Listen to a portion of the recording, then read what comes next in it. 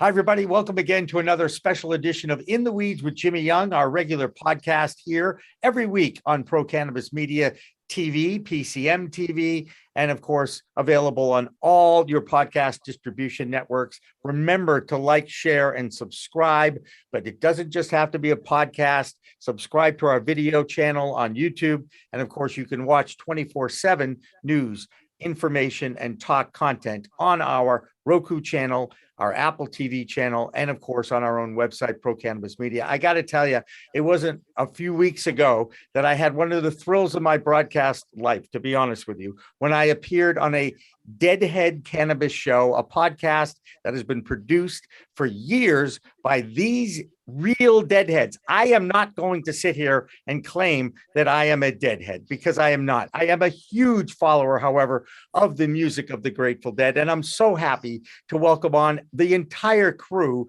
from that Deadhead cannabis show on our special In the Weeds episode this week. It includes the producer, Dan Humiston, who rarely makes a video appearance on that program. So Dan, again, thank you very much for coming out of the Grateful Dead show cannabis closet and joining the visual portion of the world. Dan, thank you. My pleasure. Jim Marty is also on this show. Larry Mishkin's on this show, and Rob Hunt, and they share the little trials and tribulations that they've had through the years of being followers of the Grateful Dead. So I'm going to start with Larry Mishkin, who's out there. First of all, Larry, tell us, if you can remember, when was your first Grateful Dead show, and how did you get first exposed to their music? You never forget that. Your first. I guess it all depends on how much weed you've smoked, really. Well, I mean, let's face it. That's true. No, I can't disagree. In the summer of 1982, I found myself out in the Los Angeles area with my good buddy Mike from Minnesota. And we were spending the summer out there working with a youth group at one of the local temples, and had way too much time on our hands for guys our age and all of that kind of stuff. And Mike had gotten into the Grateful Dead previously. He went to school up in Ithaca College and would see shows all the time and was always talking about it. And I hadn't quite bought into the whole thing yet. I was listening to it and it sounded okay. And but look, it was a summer. We were running out and doing all sorts of fun stuff. We decided, oh, they're going to be playing here at Ventura. It's just an hour away from LA. Let's go. So we grabbed the tickets and we drove up to Ventura County Fairgrounds to see the Grateful Dead. And we walked in and it was a huge crowd. I'd been to concerts before, so I was familiar with large crowds at concerts. But I wasn't really prepared for everything that came next. They came on stage, they started playing. Jerry Garcia was standing at the microphone. He was strumming his guitar. He had a very perplexed look on his face. And I turned to my buddy Mike and I said, "Why isn't Jerry singing?" And he's laughing, my buddy Mike, and he says, "Because he forgot the words." I said, "Who forgets the words to their own song?" So I knew right away, Jimmy, that this was, going to be a little bit different than anything else. And by the end of the night, 4 hours later, I was sold. I went out that fall to Ithaca, to Syracuse rather, to see another show with my good friend Mike, and that's the one that, as they say, got me on the bus for good. And from then on, it's become both a musical love affair, but it's also a real lifestyle, I think, type of thing in terms of the groupthink and the way that this whole community operates, and the honesty and the integrity and the kind of love and understanding that goes along with it. And yes, it's the subject of a lot of butt lines and jokes, but at the end of the day, it's a great place. And as we were talking before, I was just out in New York for 3 nights seeing Phil Lesh. And you walk into a show anywhere, anytime, and you immediately feel at home. And that's about the best I can describe it to you. And, if Jerry was alive for 20 more years, I'd still be going to the shows. I love that. I love that. Jim Marty, tell us about your first Grateful Dead experience, if you remember. Oh, yes, I remember, and I listened to it often. It was January 15th, 1979. My girlfriend, for that previous Christmas, had got us Grateful Dead tickets. Massachusetts native, went to Hanover High School, and UMass Amherst. And so, we headed from UMass Amherst down to the Springfield Civic Center that cold January night. And I don't know how she had done it, but our tickets were 5th row center. That was eye contact with Jerry Garcia. That's great. And that young lady has been my wife of 40 years. Man, that's awesome. God, very nice. That is awesome. Rob Hunt, But like Larry, yeah. It was the second show that really got me. Sure, it was great. I loved it. We had listened to their records in the dorms and piled into the dorms, after studying at night and listening to Grateful Dead records, smoking marijuana back in the 70s. But it was really shitty weed back then. Oh, yes. We didn't know it, though. The hallways at UMass always smelled of weed. The parents were always horrified when they came up to the dorms and moved us in or moved us out. But May 12th, 1979, the Grateful Dead played in the UMass football stadium for our spring concert. It was a free concert, and it was the week before I graduated. So I was in the stadium one weekend, listening to the Grateful Dead. Weekend later, I'm in the same stadium with my cap and gown. And that's great. It really hooked me. It was such a great show. I'll always remember the great Jack Straw that they did. It was a Saturday afternoon. They finished with one more Saturday night. So who says marijuana affects your memory? That's right. That's where I'm going with this, guys. Well done. Yeah, it makes it better. That's right. Rob Hunt is on as well. Rob, do you remember your first Grateful Dead show? Yeah, so it was the fall of 1988. The Grateful Dead were playing 9 nights at Madison Square Garden, and with an additional 10th show added as a rainforest benefit. And I was meant to go to the show the weekend before on a Friday night, and my parents shut it down. I was 16 years old at the time, and so there's no way you're going to MSG to see the Dead. The following week, we had parent-teacher conferences on Wednesday, and they were playing a Tuesday night show, so we didn't have school the next day. I told my parents I was going to my buddy Adam's house. He told his parents he was going to my house. We both jumped on Metro North and headed to the Garden. I spare changed $8 in the lunch line that day, and that was what I used to buy a ticket. Walked in, dropped about 250 mics of great Goonie Birds LSD, and that was it. By the time I got there, I'd already had 100+ Grateful Dead bootleg tapes, just live recordings that have been passed around. So for me, it wasn't a question of, only knowing their albums. I was, absolutely 100% ready. I knew every song that was being played. And, I was on the bus before I got there. So it was a sort of fait accompli for me that I got home that night, got grounded, and my parents said, you can't go out for 2 weeks. So I went again to see the Grateful Dead on Friday. And so you can't stop me. And I think the next 5 or 6 shows I saw, I ran away for those as well, and took whatever lumps came afterwards. But at that point, I was seeing shows, parents like it or not. That's right. Oh my goodness, we were all crazy to our parents, and I don't know about you, but after having a child, their revenge is sweet, right? We all get that. We all get that at some point. Dan Humiston, I know you're the producer, but I'm guessing you too enjoy the Dead, and I'm going to guess that you actually remember your first concert as well. Oh, you got me. You got me. Every how many episodes have I produced for you guys? And no one's asked me that question before. And I think no one's figured out that I have never seen the Dead. But you can still enjoy their music, right? It's funny because I'm from Buffalo, and they played in Buffalo a number of times. And I think one time I actually made it to the parking lot, but I don't think I've ever been in. I mean, I spent a lot of time at Rich. It used to be called Rich Stadium, where the Bills play. Yep. And I've spent a lot of time there in the parking lot before concerts, but I know I never went in. So yeah, you got me there, Jimmy. you what a good interviewer. You drew that one out. No one else has been able to get that out of me. Look at all my research, guys. I spent at least 3 minutes on this. No, I'm only kidding. I don't understand how you missed it. I mean, Rich Stadium was one of the biggest stadiums you could see. I think it packed 100,000 people in to see the Grateful Dead. I mean, it's Orchard Park, New York. Right. Anyone could get a ticket to that show. There wasn't a tough ticket to get. It wasn't like I didn't have a ticket. I know my brother and all my friends were there, and I'm pretty sure I was in the parking lot. I just didn't make it in, and I'm not going to say why, but I didn't make it in, and that was the only chance I ever had. And it came and went. So, but now you guys, according to the last research I have, 124 episodes. I'm guessing you've done a few more than that. Am I right? Yeah, I think we're closing in on 140, maybe. Okay. We haven't missed a week yet. I mean, that's pretty impressive for. It is. We've never missed a week. But Jimmy, I've still seen more Grateful Dead shows than done Grateful Dead podcasts. So once the number's above where we've, how many times we've seen Jerry, then it'll start getting impressive. So right. Here's the question, guys. Define Deadhead.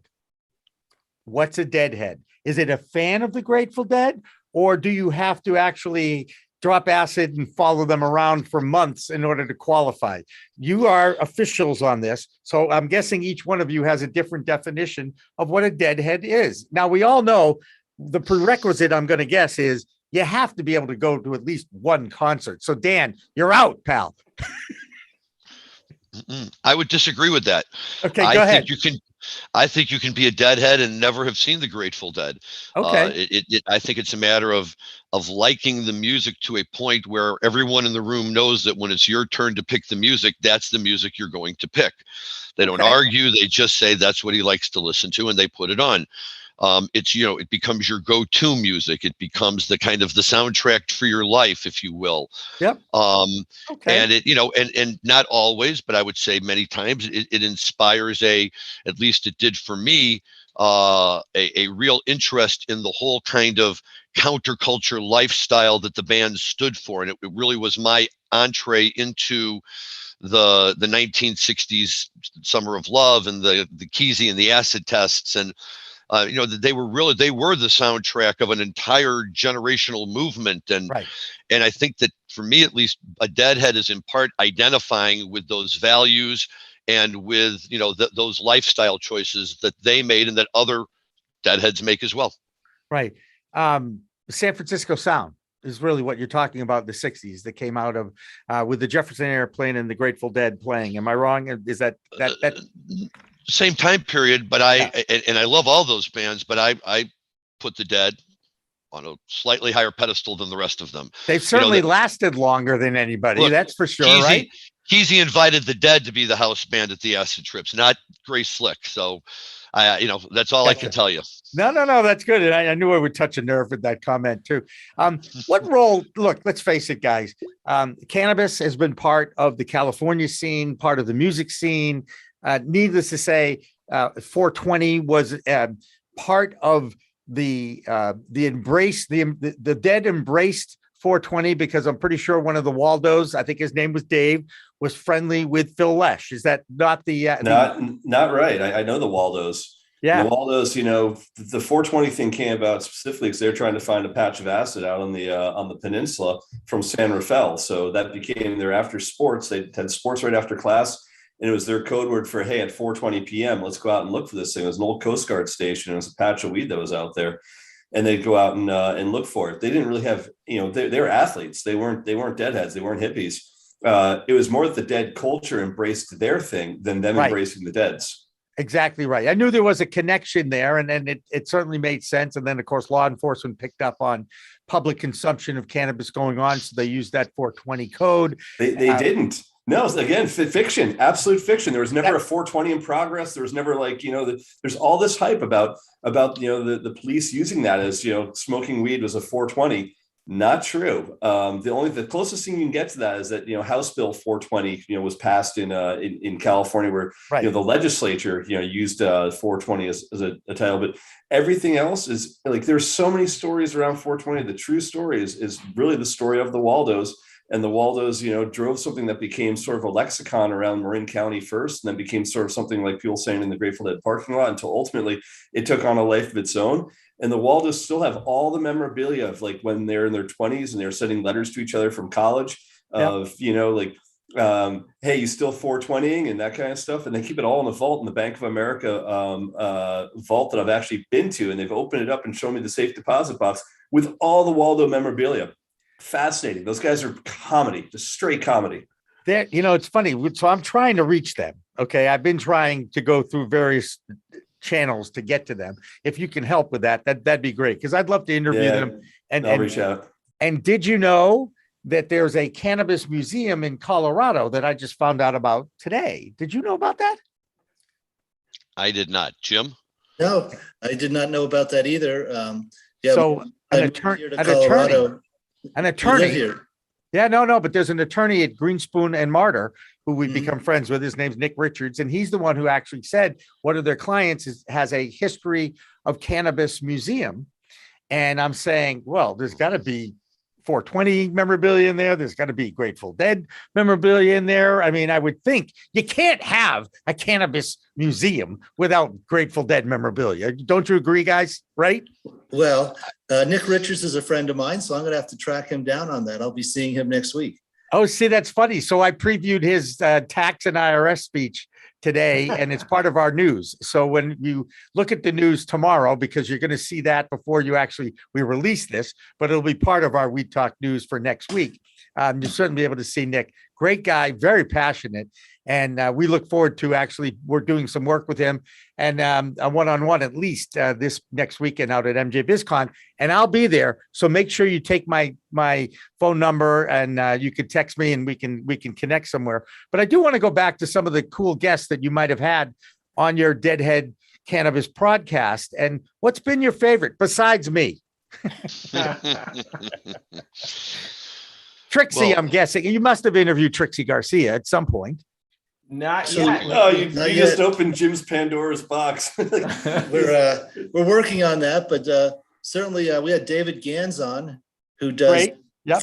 the Tales from the Golden Road on Sirius Satellite Radio, and he was a great guest. I mean, he told stories for an hour and a half, just fascinating stories of his relationship and his time reviewing music and playing music with some of the members of the Grateful Dead. So David Gans was probably our most well-known guest to date. would Have agree you with had the guy that's in charge of one of the foundations or the time between his birthday and his passing? the days The days between. between, yeah. Days between. I want to say his name's Cameron Sears. No, Nice. we haven't had Cameron on. Hey, first of all, those are two that I both interviewed, and I'd love to introduce them to your show. I'd be Yeah. happy to do that for you because I think that they'd be great guests for you. That'd be Yeah, wonderful. no, I adore Trixie. But we'll get her on. We haven't had a chance to actually, get to her at this point. I know it's one step remove. I've known Trixie for a couple of years now, Yep. but we haven't reached out to ever do the show. And Cameron Sears, obviously has been involved in the Grateful Dead organization for 50 years now. So Right. getting Cameron would be terrific. And it turns out, you guys know my personal story about Billy Kreutzmann hanging out one night with him and the late Brett Midland, but it was Cameron who helped organize the Oxford Plains Speedway concert in Maine in '88 that I did attend, and obviously was part of that whole week that they spent up there. And that's how I got my up close and personal moment with the gang, as you guys have heard that story before. But Sure. so let's go back to the question: who's been your most fun guest? Who have you really enjoyed? I'll jump in. I think Jay Blakesberg was one of my favorites because Yeah. Jay's their photographer. And so he got a lot of behind the scenes stuff that we haven't, that most people don't see because, he's sort of the fly on the wall, taking all the pictures at all the concerts. He'd be backstage. He had just some really, really fun stories. Like a lot of stuff that he just kind of thought was non-significant stories where we're all like, what, really? And he's like, oh yeah, that time. Yeah, Jay's a great guy. He tells a great story. He knows a lot of people, and I've been to his studio and seen his vault of photos, which is numbers well over 1 million. And he's become the curator for the estates of a number of other photographers who shot the Dead over the years, and has put out a number of books. And yeah, he's been on the show twice. We love having him. Because while the photography part is very interesting, as Dan says, it's the stories and the background that he brings to the table. That's really been great, I think. Yeah. Anybody else who want to do a shout out for? Yeah, I mean, look, Jimmy, it's sort of a split between some people we have as guests are really truly tied into the Grateful Dead, and some other ones would be Michael Klein, who owned the Sweetwater in Mill Valley with Bob Weir. Jay Kowawi, who was part of the Rex Foundation, is on the board of the Rex Foundation. These are people that have such close, unique personal relationships with the band members that they can tell story after story. Sandy Troy, who wrote One More Saturday Night and a couple other books, Captain Trips, I believe. Those guys are all super tied into the band. But then there's a lot of people we've had that are true cannabis professionals or just jam band professionals, have a tie to the Grateful Dead, but now work in live music in other capacities. So, on the side of sort of nerding out in the cannabis world. We've had some amazing guests that, are very specific to extraction, or very specific to cultivation, or very specific to branding. So it's hard to say. When you say best guest, if you're saying most engaging conversation, I can probably think of 30 people we've had where you go, wow, that guy's great. Like Alex Beard, for instance, is an artist out of New Orleans who grew up basically going to Studio 54 when he was 13 years old because his dad or his uncle was Peter Beard, the famous artist. So those are people that when you want to talk about fun conversations, they're terrific, but it isn't necessarily Grateful Dead related, if that makes sense. Yeah. And now here's a really difficult question. I think I remember in Rolling Stone at one point after Jerry's passing, they did a list of his favorite songs and I bet you guys know which one. So without asking what you think Jerry's favorite song was of all time, I'm guessing each one of you has one in particular that really stands out, or you really like, or maybe you know all the words to all the songs, but is there one in particular that you just say, I never get enough of it? I love when they played that song. And who's it going to be? I'm a Terrapin Station guy. I got really, really fucked up with from Terrapin Station in college when it first came out. We used to play that thing so loud, and then we'd wheel the speakers out into the bottom of the dorm that I lived in and played it like 2 a.m. What is it about the band that brings out the crazy in all of us? Well, I like to say it's a cross between Shakespeare and Mozart. Absolutely. I agree. So favorite songs, Jim, what's your favorite song? Well, that was me, Terrapin Station. So Terrapin Station, I'm sorry. And by the way, I'm looking at a camera and I know you're over there on the monitor. So I apologize. I usually have my monitor behind the camera, but I'm doing 3 things at once tonight. So it's a little difficult. So Larry, tell me, what's your favorite song? I'll beat around the bush for a second just to say that, it's almost unfair because you would almost have to pick what's my favorite song from the 60s, what's my favorite song from the 70s. Okay. But I can tell you, I think that Eyes of the World is probably my favorite Grateful Dead song. It's a beautiful, beautiful song. And that's tough, by the way, when you've got a volume of work and depth that these guys, and we all know that they're a concert band, right? We all love the way they improvise and go into space and drums and all the stuff that they do on a regular basis. But I still maintain, and that's a great, great song. Dan, what's your favorite song? You're just really going after me tonight, aren't you? Yes, I am. Well, by the way, producers and directors don't get enough credit. Okay. So that's why I'm really happy that you joined the group. Good. Thanks. What's that one where they shuffle off to Buffalo? What's the name? Truckin'. Yeah, there you go. That's the one that's my favorite. Can't get enough of that one. Okay. All right.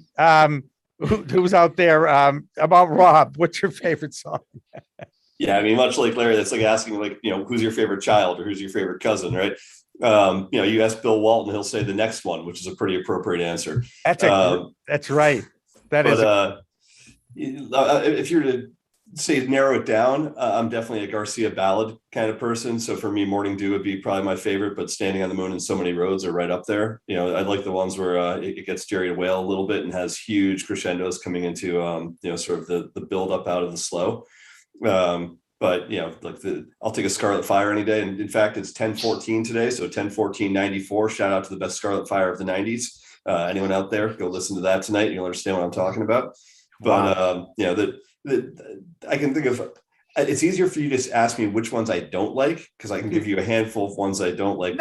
No, there's no negativity. There's so many ones I do like. It's hard to pick. There's only a handful. I'm like, yeah, I could do without that one. So do you guys know what Jerry's favorite song was according to Rolling Stone? They say Ro Jimmy, but no, that's not what you're calling. Because there was an interview where they were claiming Ro Jimmy Ro, and I was like, there's no way that's Garcia's favorite song. It's impossible. Uncle John's band. Uncle John's band. I'm a big Uncle John's band fan. Yeah, me too. And The Wheel is my second pick. I always loved The Wheel. Well, The Wheel's a Garcia song. It's not a Grateful Dead song. Right. And that I knew, by the way, that's why I didn't say The Wheel, because I knew it was a Garcia song. See, there's certain things I do know about the band and certain things I just sit back and enjoy the music. tell people how they can find the Deadhead Cannabis Show, please. It's everywhere on most of your podcast world, right? Yeah, all podcasts, Spotify, Apple, Pandora. You can find it any place you listen to your podcast. And Deadhead Cannabis Show is how you find it. Larry Mishkin, Jim Marty, Rob Hunt, Dan Humiston is the producer of this. Thank you for joining us and talking a little bit more. I could talk more and more about different concerts and songs and riffs and all this, but I just think it was a blast hanging out with you guys. I really did appreciate appearing on your show and sharing some of the stories I had, and especially the one between Portland, Maine and Portland, Oregon, which was the closest to the Arctic Circle. And, 4 hours later, we agreed it was Portland, Maine, and we were right, which is fascinating. So for all you guys, again, thank you so much for joining us on In the Weeds with Jimmy Young this week. Reminder again, like, share, and subscribe, all that neat stuff to all of the Pro Cannabis Media content that we put out there. We're very proud of the fact that we've had as many views as we've had over the last 10 months. We're building more and more content on a regular basis. And it's because of people like the Deadhead Cannabis Show, like you guys, that have given us some credibility in this culture that is evolving in our country right now. We all support at least federal decriminalization at the federal level as quickly as possible so that we can truly see this plant medicine grow. It's all about bringing people together. It's exactly what a Deadhead show was all about. Anytime you went to a Grateful Dead concert, there were people dancing, smiling, and enjoying and getting into the music. And that really is what it is all about. It's why what we say, it's a whole new world of weed out there. Use it responsibly. Thanks for watching. Thanks for listening. We'll see you next time on In the Weeds with Jimmy Young.